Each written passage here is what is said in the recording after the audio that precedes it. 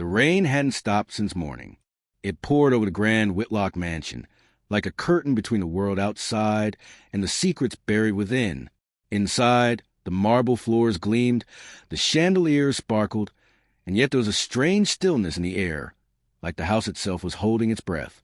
When the new maid, Clara, arrived that evening, she was only thinking about doing her job well. She had worked in many places before, some kind, some cruel, but nothing as enormous or intimidating as this estate. The caretaker, Mr. Graham, had told her to clean the east wing, a part of the mansion that hadn't been used for years. Clara nodded politely, unaware that her life was about to change forever.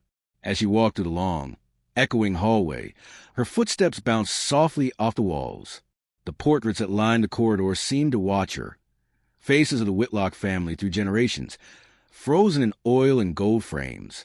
There was something unsettling about the way their painted eyes followed her every move. Still, Clara carried on, humming quietly to ease the silence. When she reached the last room at the end of the hall, she turned the brass handle and pushed the door open. A faint smell of dust and forgotten memories filled the air. Inside, everything was covered with white sheets, furniture, mirrors, even the grand piano in the corner. Clara lifted one of the sheets, releasing a puff of dust that sparkled briefly in the fading light. That's when she noticed a large portrait leaning against the wall. It wasn't hung yet, and it seemed newer than the others. She took a step closer, wiping the surface gently with her cloth. Her breath caught in her throat the moment she saw the boy's face. It was impossible.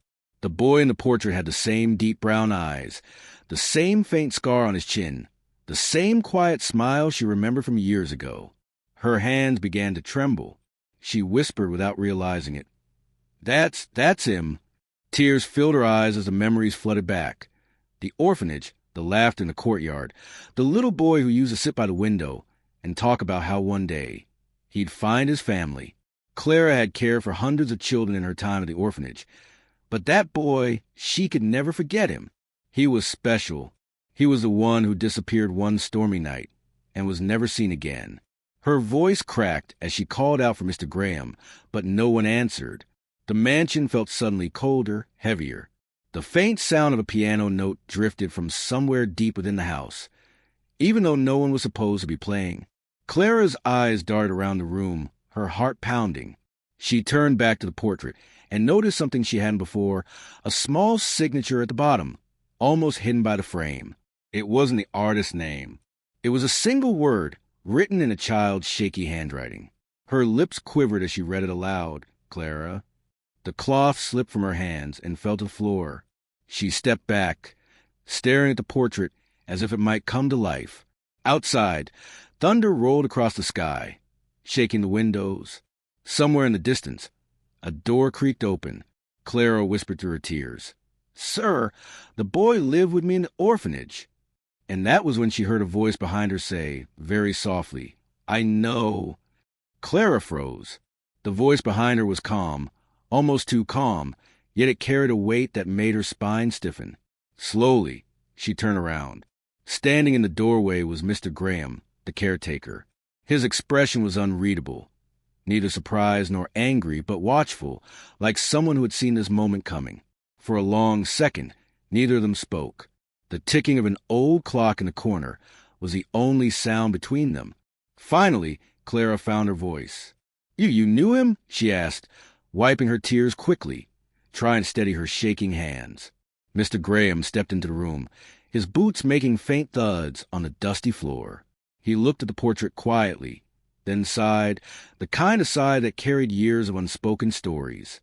"Everyone in this house knows about him," he said softly, "but not in the way you do." Clara frowned, her heart pounding faster. He was at St. Anne's orphanage. "I took care of him for almost 3 years," she said, her words tumbling out. "His name was Jacob. He was quiet, polite. He used to draw pictures of big houses, just like this one." She hesitated, her voice breaking. Then one night he vanished. The police searched everywhere. "We thought he'd been—" She stopped herself, afraid to finish the sentence. Mr. Graham's eyes flickered with something, a mix of regret and caution. "Miss Clara, there are things about this house you shouldn't ask about," he said.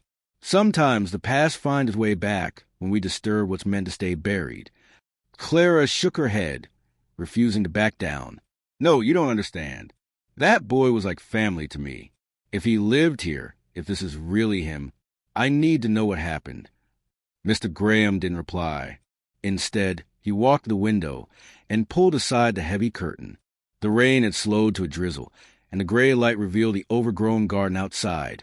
A garden filled with broken statues, and a locked gate at the far end. The Whitlocks were once a happy family, he began quietly.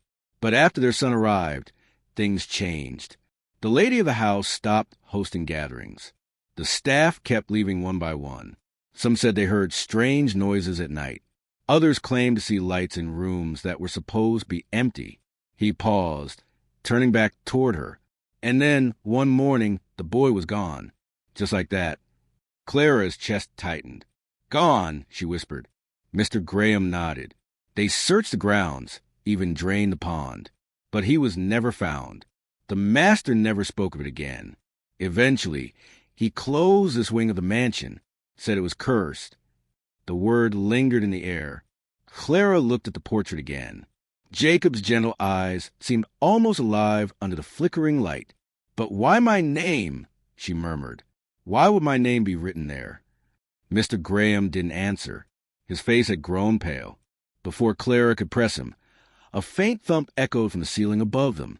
Both of them looked up. The sound came again, heavier this time, like footsteps. There's no one upstairs, Mr. Graham whispered, his voice trembling slightly. Clara's breath caught. She could feel the chill spreading through the room, settling deep into her bones. The curtains swayed though the windows were shut tight. Then, somewhere above them, a child's laughter drifted faintly down the stairs, soft, distant, and heartbreakingly familiar. Clara's hands clenched at her chest. That's him, she whispered. I'd know that laugh anywhere. Mr. Graham turned toward the door.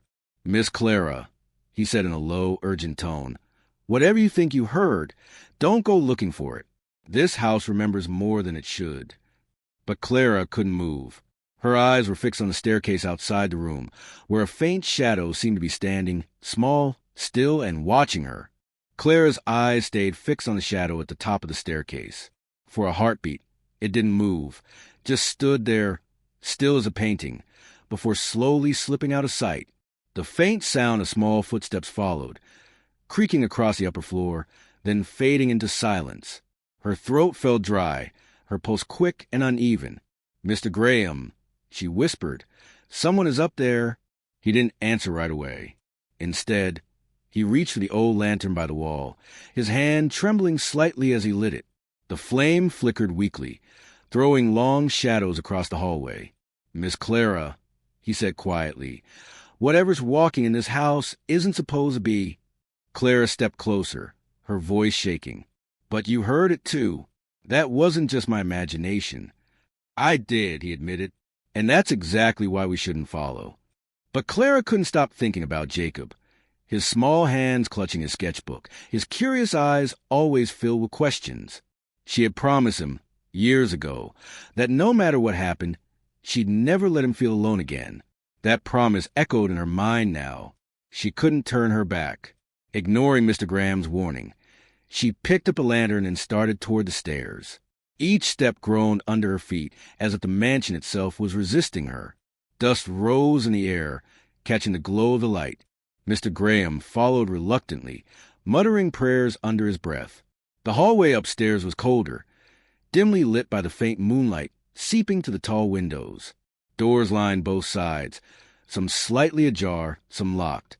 Clara paused outside one room where the door was open just enough to reveal a flicker of movement inside. When she pushed it open, the lantern's light fell across a small bedroom, decorated with old toys, a wooden horse, and a dusty bookshelf filled with children's stories. The air smelled faintly of lavender and age.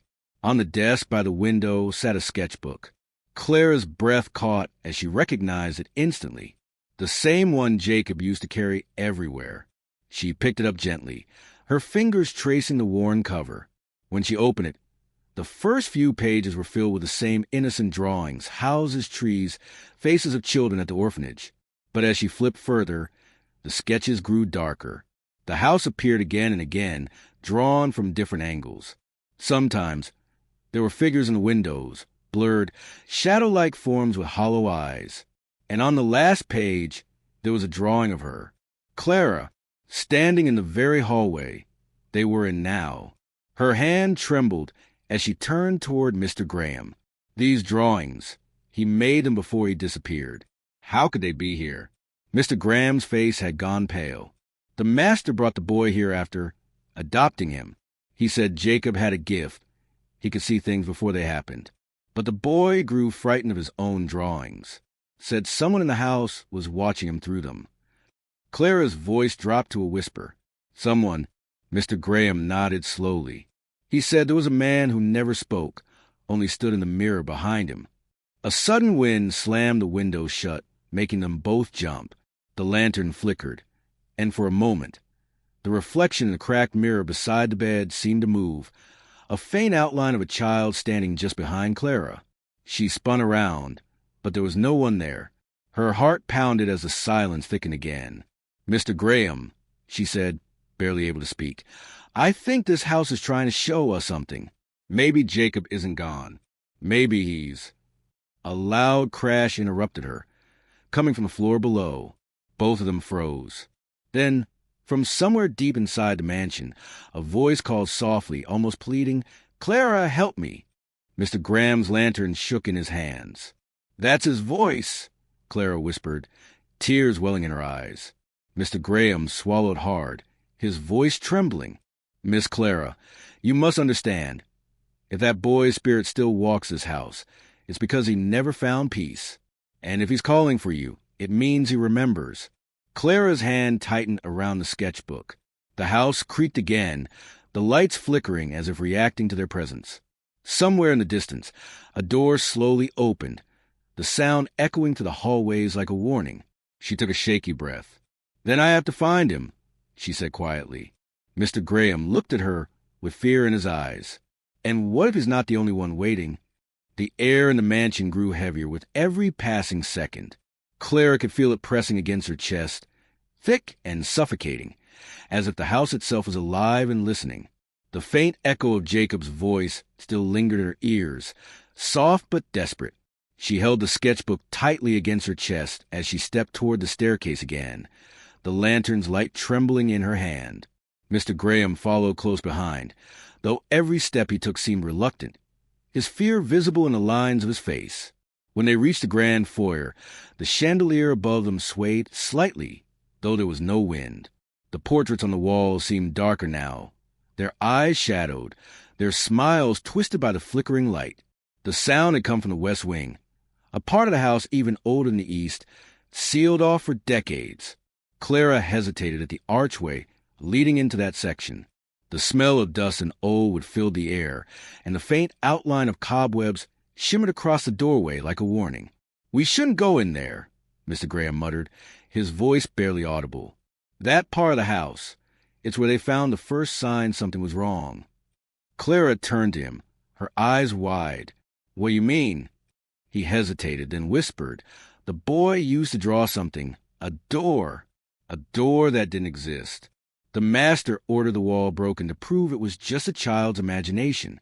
But when they did, there was another room behind it.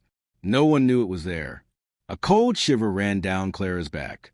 She took a deep breath and stepped forward, ignoring his hand reaching to stop her. The corridor was narrow and dim, lined with old paintings covered in grime.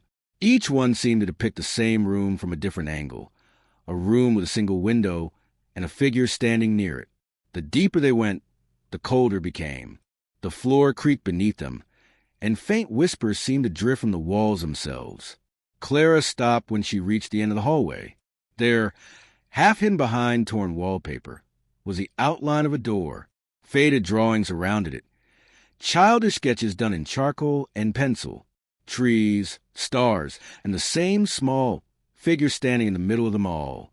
Her hand trembled as she reached for the handle. He's behind here, she whispered. Mr. Graham's voice cracked. Clara, don't. But it was too late. The door opened with a long groan, revealing a small room lit only by the reflection of the lantern's glow. It was empty except for a single wooden chair in the center and an old mirror on the far wall. Dust floated in the air like mist. Clara took a cautious step inside. The moment she did, the door behind them slammed shut and the lantern flickered violently. Mr. Graham shouted her name, but his voice sounded distant, distorted. Clara's reflection in the mirror wavered, then changed. It wasn't her face staring back anymore. It was Jacob's. His eyes were filled with tears, his expression pleading. "Jacob," she whispered, her voice breaking. "It's really you?" The boy in the mirror pressed his hand against the glass. "You promised you'd never leave," his faint voice echoed. "Why did you let them take me?" Clara shook her head, her eyes filling with tears. "No, Jacob, I didn't know. I searched everywhere for you." The reflection flickered again, and for a moment, she saw something else. A tall shadow standing behind the boy, faceless and still. It reached out, its hand closing around Jacob's shoulder. The boy's expression turned to terror as he whispered, "He's here." The lantern went out. Darkness swallowed the room. Clara could hear Mr. Graham pounding on the door from the other side, shouting her name, but the sound grew faint, distant, as if he were shouting from miles away. Cold air brushed past her, carrying the faint smell of rain and earth. Then, from somewhere in the blackness, she heard the unmistakable sound of a child crying. "Jacob," she whispered into the dark. "I'm here." The crying stopped. A moment later, she felt a small hand slip into hers. Cold, fragile, trembling. Her heart jumped. "It's okay," she said softly. "We'll go home." But when she turned toward the mirror, it wasn't the boy holding her hand anymore. The reflection showed only her, standing alone, with a shadow looming over her shoulder, closer than before. The mirror began to crack slowly from the center outward, each line spreading like lightning across the glass. Mr. Graham's voice came again, louder this time, desperate. "Clara, step away from the mirror." She tried to move, but her feet felt rooted to the floor. The sound of the cracking glass grew louder until it filled the entire room. The reflection began to ripple, as if something was trying to break through. And then, in a voice that seemed to come from everywhere and nowhere at once, she heard Jacob whisper her name, one last time, and then the glass shattered. Shards of glass scattered across the floor, glittering like tiny stars in the lantern's dying glow. Clara stumbled backward, shielding her face. The air around her shifted, colder, heavier, filled with a low hum that vibrated through the walls. When she opened her eyes again, the mirror was gone. In its place was a doorway, faintly illuminated by a pale blue light, seeping through the cracks. Her breath came in shallow gasps. The sound of Mr. Graham's fist pounding on the other side of the door had stopped. The silence that followed was thick, unnatural. Clara took one hesitant step toward the glowing doorway. Her name echoed faintly, not Jacob's voice this time, but another. It was deeper, older, and carried a strange familiarity that made her skin prickle. "Clara." It was almost kind, almost human, yet there was something beneath it. Something wrong. She hesitated. Glancing down at the sketchbook, she was still clutching. Its pages were fluttering wildly, as if caught in a wind only it could feel. The drawings were changing, lines forming and shifting on their own. On the open page, a new image appeared. The same doorway in front of her, drawn in frantic, trembling strokes. And standing beside it, another figure, a man tall and faceless. Clara swallowed hard. "Who are you?" she whispered into the room. A faint sound came from behind her, the creak of a floorboard. She turned quickly, but the room was empty. The broken mirror fragments on the ground reflected bits of movement. A shadow passing by, quick and silent, though nothing moved in front of her. She took a step back, and her heel brushed against something soft. When she looked down, her blood ran cold. It was a child's shoe, small, muddy, old. The same kind Jacob used to wear. Her heart pounded as she knelt to pick it up. The moment she touched it, the blue glow from the doorway flickered violently, and the whispering began again, hundreds of faint, overlapping voices, like children talking all at once, their words impossible to understand. Clara pressed her hands over her ears, but the voices only grew louder, clearer. They were crying for help. "Clara!" She spun around. Mr. Graham was standing in the doorway now, pale and sweating, his lantern back in his hand. "You shouldn't have touched anything," he said, his voice trembling. "You've woken it up." "What do you mean?" Clara cried, stepping toward him. "What's happening?" He shook his head. The boy wasn't the only one. There were others, children who came before him. The Whitlocks, they were trying to bring something back. They thought it was a blessing, but it wasn't. Before she could respond, the floor beneath them groaned loudly, followed by the sound with splitting. The walls seemed to breathe, the wallpaper peeling in strips as if the house itself was alive. The faint laughter returned, higher now, almost joyful, echoing through every corner of the room. Clara grabbed Mr. Graham's arm. "If there were others," she said, her voice trembling, "then where are they?" He looked at her, his eyes filled with something close to guilt. "Still here," he said softly, "trapped in the house, waiting for someone to finish what was started." Before Clara could speak again, the sketchbook slipped from her hands and fell open on the floor. A new drawing appeared across the pages. 2 figures standing in front of the mansion. One was her, the other was Mr. Graham, and behind them, in the windows of the house, dozens of small faces stared out, their eyes empty. Then, from the doorway that had replaced a mirror, came the sound of footsteps. Slow, careful, getting closer. Mr. Graham's grip tightened around her wrist. "Don't move," he whispered. "If you look at it, it will know you see it." Clara's breath caught as the light from the doorway dimmed. A shape emerged, tall, shifting, its outline unclear but unmistakably human. The voices of the children fell silent, replaced by a low rumbling sound that seemed to shake the floor. She could feel the presence now. Something watching her, standing only a few feet away. The air was colder than ever. Mr. Graham's lantern flickered, then went out, plunging them into darkness once again. In the stillness, the figure's voice broke the silence, soft and haunting. "You shouldn't have come back, Clara. You promised to forget." And in that instant, she realized the voice wasn't strangers at all. It was the master of the house, the man who had adopted Jacob, the man who was supposed to be dead. Clara's body went rigid. That voice, calm, measured, filled with quiet authority. She could never forget it. Mr. Whitlock, the master of the house, the one everyone said had died years ago, locked away in his grief after Jacob vanished. Yet here he was, speaking to her in the dark. She turned slowly, the faint blue glow from the cracked doorway casting shifting light across the floor. The tall figure stepped forward. His face came into view, pale, tired, and streaked with shadows. His eyes were hollow but familiar, filled with something between sadness and madness. "You shouldn't have come back," he repeated softly, his voice trembling slightly this time. The boy was never meant to leave. None of them were. Clara's heart pounded in her chest. "What are you talking about?" she asked, her voice breaking. "What happened to Jacob? What did you do to those children?" Mr. Whitlock stepped closer. "I tried to save them," he said. "My wife was sick. The doctors couldn't help her. The children had a gift. They could see what others couldn't.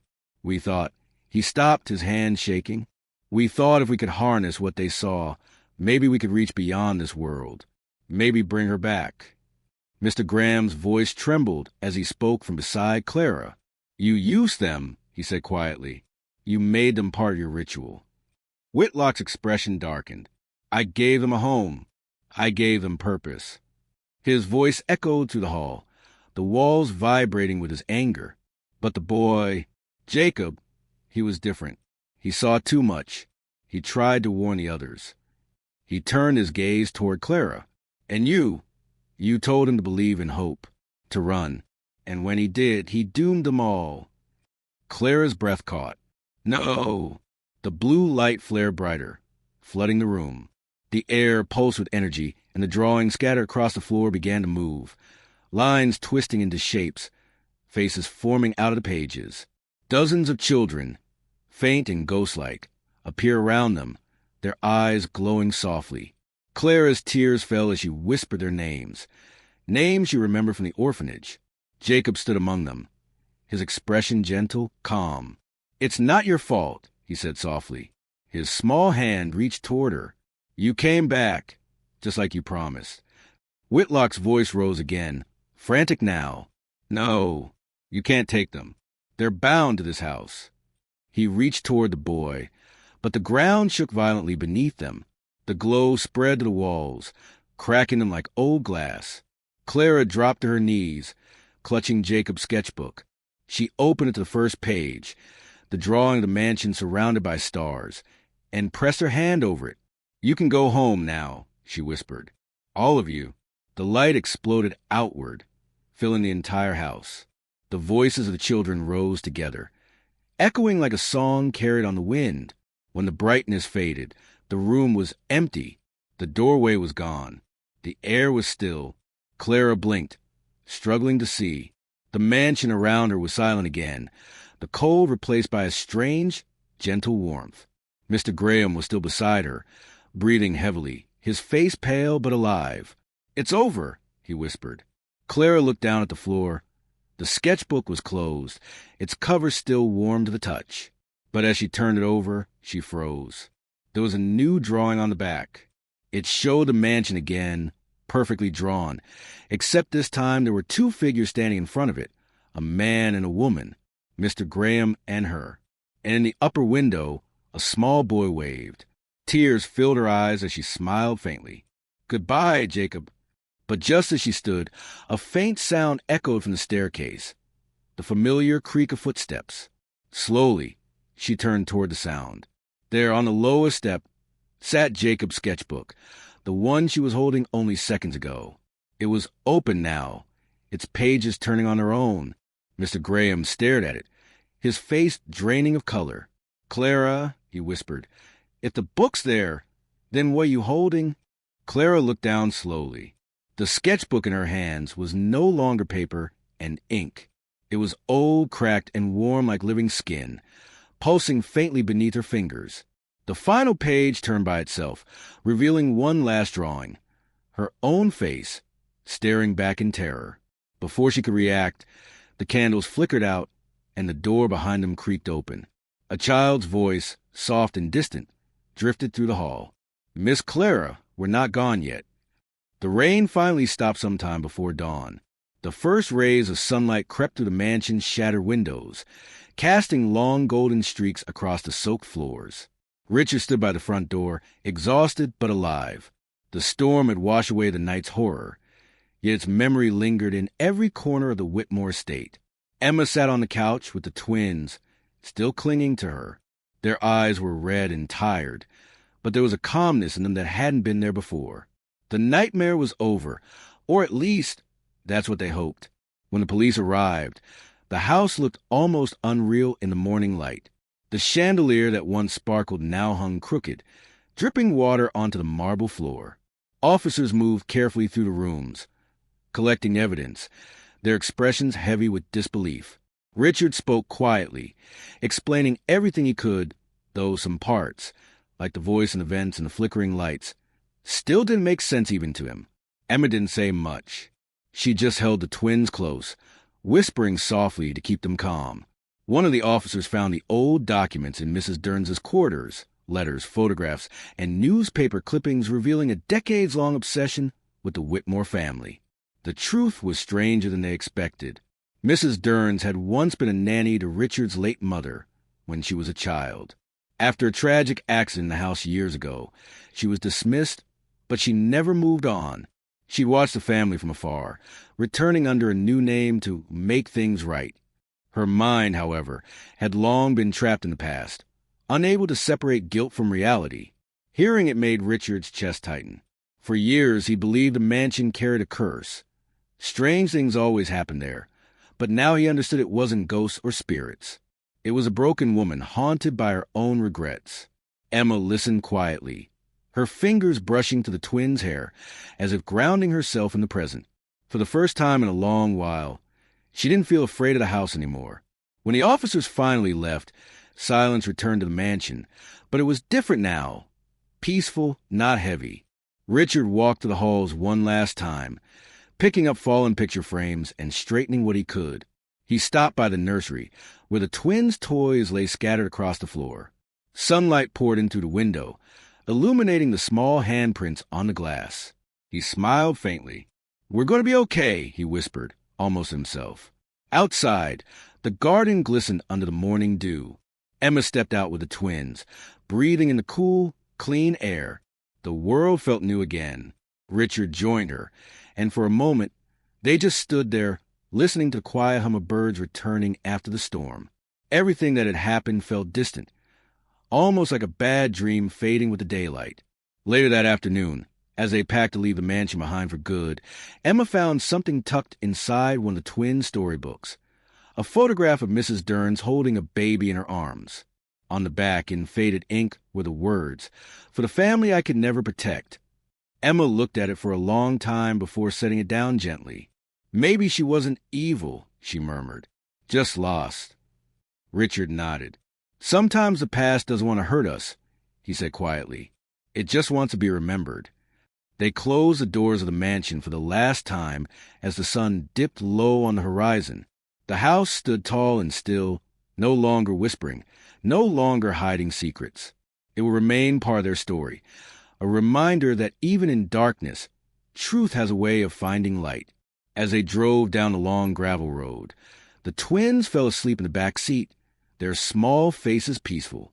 Emma rested her head against the window, watching the mansion grow smaller in the distance. Richard glanced at her and smiled softly. "New beginnings," he said. She returned the smile. "New beginnings," she echoed. And as the last glimmer of sunlight touched the old Whitmore gates, the storm that once haunted their lives finally ended. Not with thunder or fear, but with quiet, enduring peace.